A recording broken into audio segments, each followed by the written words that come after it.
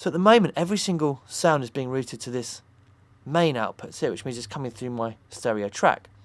If I go through every single sound and choose a separate output,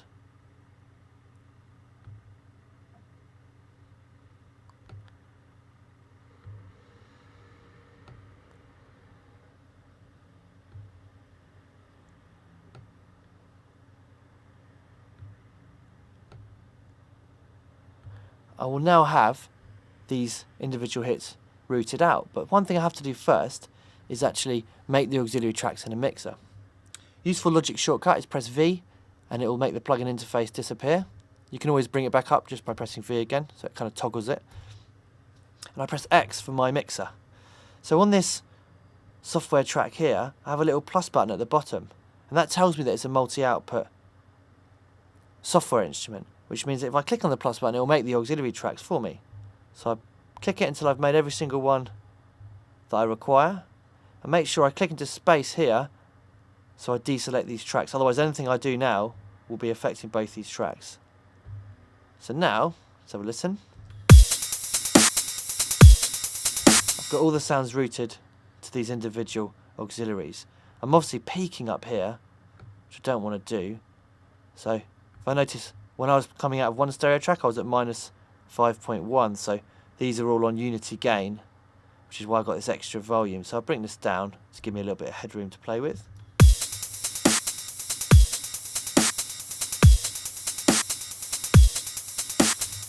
So now I've got these on individual tracks, I can apply EQ, effects, compression and everything separately without having to process the whole beat as one. So, seeing as I've been so good so far and so organised, I'm going to carry on and name these tracks. Okay, cool. So now I've got them all to separate tracks and I've also got them all named. So what I'm going to do now is, I'm going to show you a little bit of a trick for producing a really punchy kick and open hat sound together. The way I'm going to achieve that punchy open hat and kick is by using a sidechained noise gate triggered by the kick drum on the open hat. So let me show you how I do that. So on the kick drum, I'll make a bus 1, and by alt clicking I can send unity gain to that bus. So make sure I mute the bus because I don't want to hear the actual output of that bus. So then on the open hat I place a noise gate down here. Then I want to set the noise gate quite high so that I can't hear the open hat unless the kick drum plays. Perfect. And I come up to the sidechain input and choose bus 1. And now the open hat is being triggered by the kick drum. So bypass it.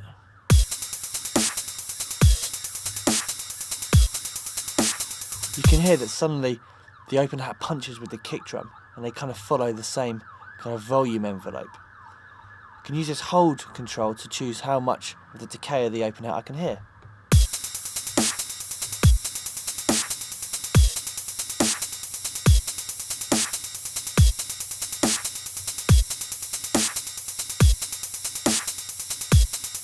Nice.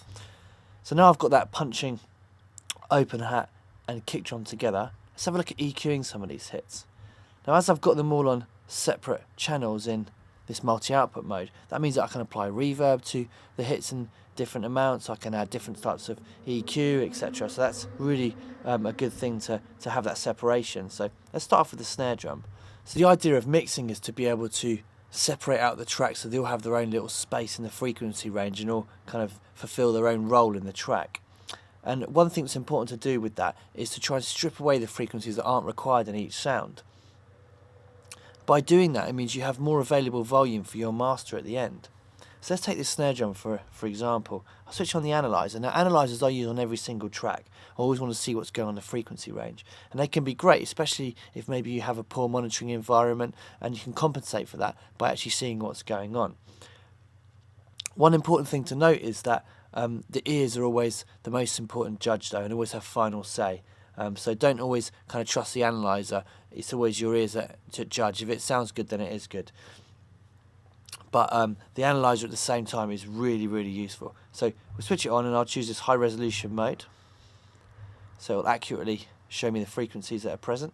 Press play, and I can hear and see what's in my snare drum. So we're going to have a big sub bass part playing in this track, which is going to be operating about a 50-60 hertz mark. So what I could probably do is roll off the snare from about 60 hertz. I probably won't need those frequencies in there, which means I'm going to be saving volume.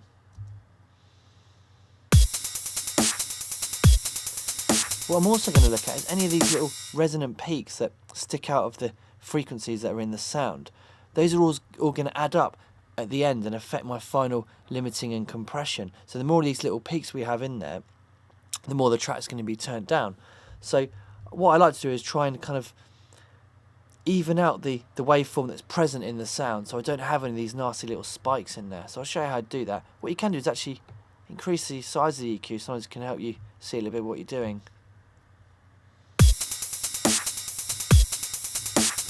So make a very narrow bell shape in the EQ, and then try and hone on the frequency. I'm going to choose this little spike out here.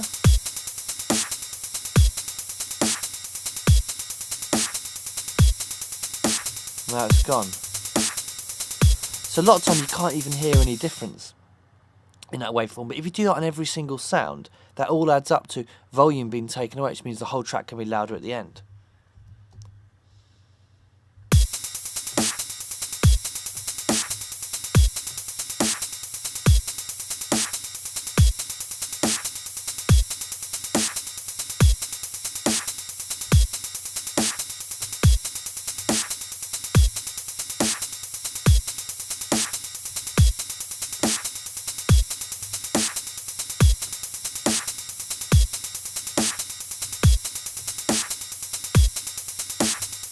It can be really hard to kind of hone on the exact frequency you're looking for, but you get there in the end. So it's important to switch off the analyzer when you've finished, because otherwise these analyzers will all use up CPU, even if the EQ's not actually open. So I'll switch that off. So I'm going to move on to closed hi-hat, because I know it's going to be a good example because there's quite a lot of audio junk in there. And then we won't waste time with me doing every single sound. We'll move on to some compression and bus processing. So double click to open it up.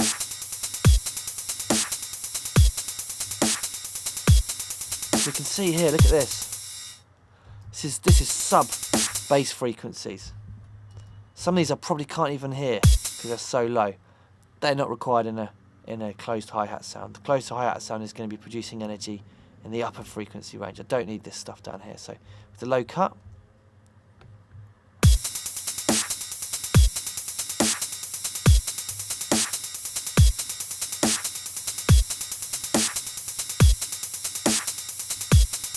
slight difference, but it's very marginal. I've saved all that volume to have the track loud at the end.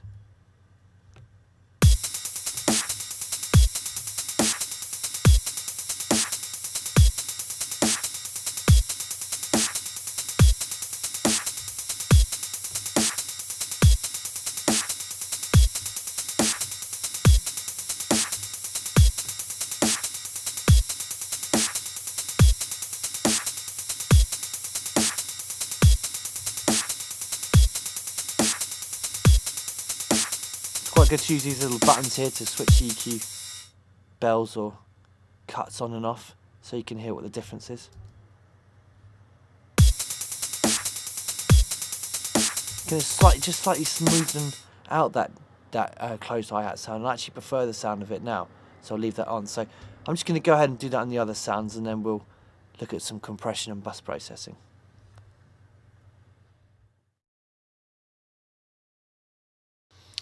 Okay, so I've just EQ'd the remainder of the sounds, kind of a lot of low cut going on, and also tamed some of the little peaks in there.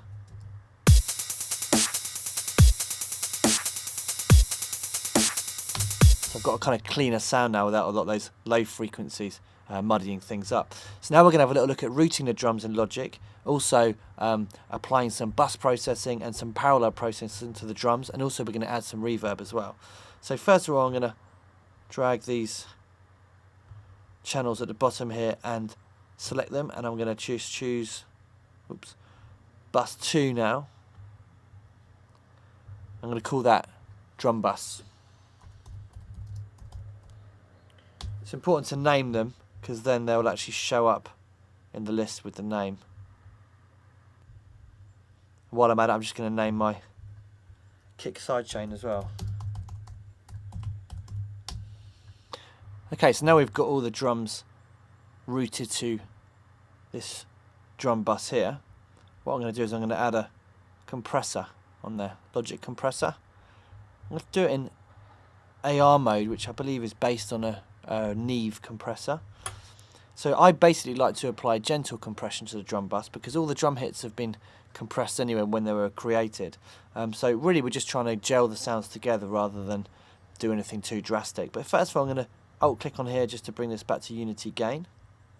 And then let's bring in some compression. So the threshold and ratio are the two controls that allow me to dial in the amount of compression I want. So the lower the threshold and the higher the ratio, the more compression we're going to be applying.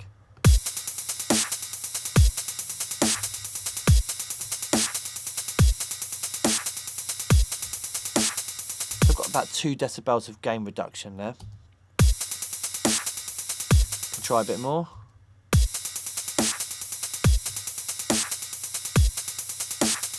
As I said, personally I like to not overdo it on the drum bus compression.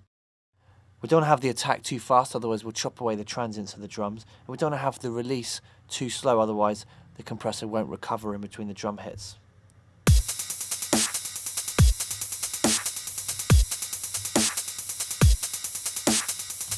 Okay, close that down. So next thing we're going to do is set up some parallel compression. What that means is we run a second compressor alongside our bus compression on ascend, and we can then dial in that parallel compressed drum sound alongside our original drum sound. So click on bus 3 and name that parallel compression.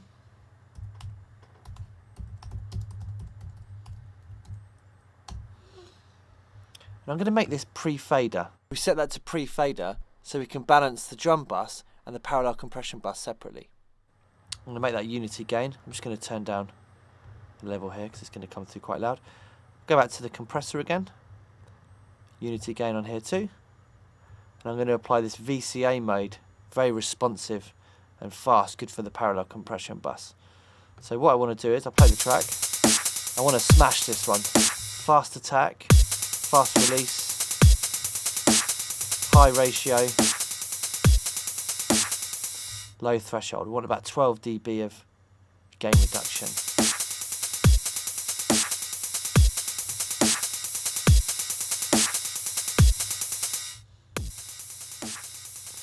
So it's really, really grungy and kind of distorted and over compressed. We want that as our main drum sound, but dialed in alongside our drum bus, it adds a bit of kind of body and grit to it. Try it without.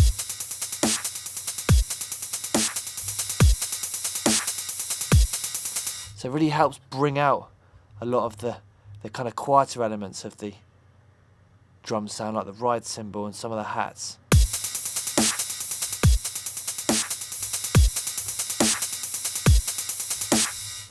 Okay, I'm now going to just take both these buses and route them to bus 4, and I'm going to call that drums final.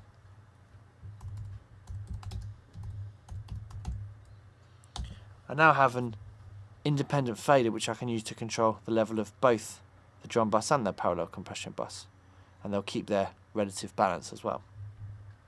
Okay, so just another thing on the drum bus, sometimes it's good to apply a limiter as well at the end of the drum bus just to catch any little spikes that come through. So we use the gain and the output level as our balance.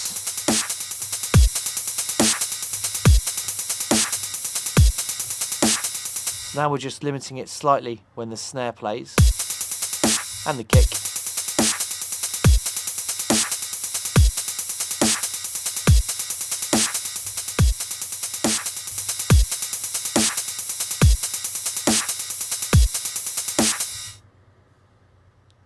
So it's quite nice to have that on the end of the drum bus as well sometimes. Okay, so next thing I'm going to do is look at some reverb. Now I'm going to go through this quite quickly. because we could spend a while choosing the different reverb settings, but we don't really have a while in this video. So I'm going to use some settings that I've used before on tracks. So I'll make bus 5 the reverb bus, choose a reverb here, and I'm going to add in a small space, room, hard studio for my snare.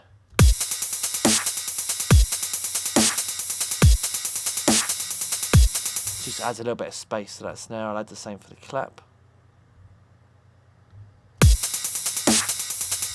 Just name my bus as well.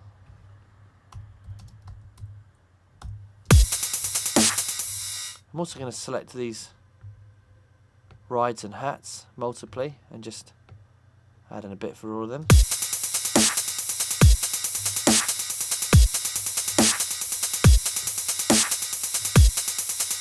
Generally not a very good idea to add reverb to the kick drum because it can really kind of muddy the mix. If you feel like you want to, then you can try adding a separate reverb and maybe applying a low cut afterwards so it doesn't muddy it too much. I'm going to add another bit medium reverb for the snare.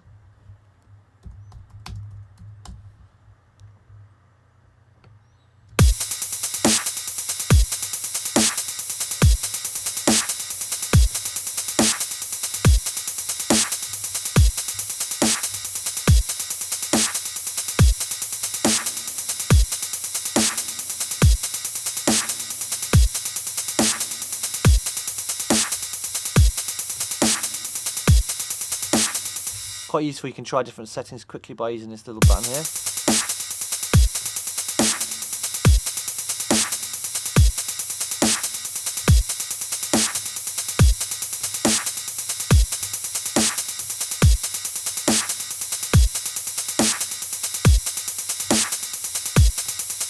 I'm also going to apply some medium reverb to the ride because that's going to be quite a background sound really, so it'd be quite nice to have a bit more space on it.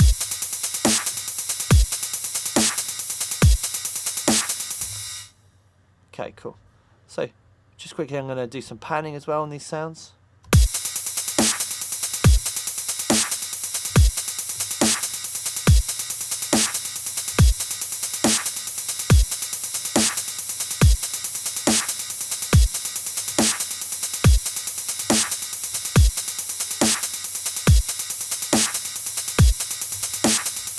Just getting a little balance between the closed hat and the open hat there. And we don't want to go too far with the panning because obviously if you listen to the track through a sound system which is in stereo, if you have too much difference between the left and right hand side, that can be a bit of a problem. So don't go overboard with the panning, but it's good to have a little bit of panning just to add some separation to some of the elements in the track. Just a little word on these reverbs and setting up the reverbs. You notice that I did it on sends, on buses rather than placing them on inserts on the channel. And the reason for that is the space designer in Logic and good quality reverbs in general are very CPU intensive, so the more reverbs you have, the more you're going to be draining your resources. And also if you have every single sound playing in a different space, that's not very good for the overall kind of unity of the mix because it's going to sound like the elements are all playing in different spaces rather than one kind of unified space. By that I'm not suggesting you just use one reverb. Sometimes you might have up to 5 or 6 reverbs in the track for special effects and stuff like that, but it's maybe good to have like 2 or 3 core reverbs that most of the sounds use for space, just so you have that kind of unified sound. Okay, so now we've got the sounds routed separate outputs. We've applied EQ, we've done some low cutting, and we've tamed some of the peaks. We've also selected those tracks and routed them to a drum bus where we've applied some gentle compression and some limiting. We've also set up a parallel compression channel, and we've added some reverb at the end. So I'm going to just go away and add some melodic elements to this track, and when we come back I'm going to have a look at tuning the kick drum to the bass and also some other sidechain effects.